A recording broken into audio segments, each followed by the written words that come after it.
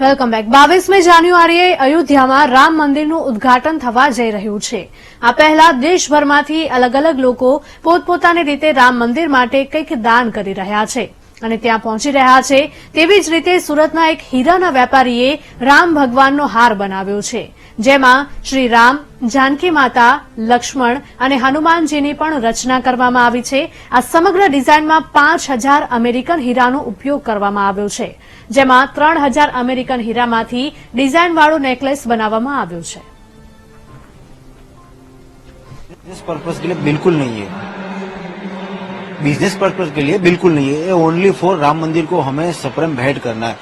पूरे इंडिया से जो राम मंदिर बन रहा है सब लोगों ने कुछ ना कुछ दिया हुआ है, और ये जो राम मंदिर बन रहा है हमने जो बनाया हमें वही पर्पस है बने कि हम भी कुछ दे।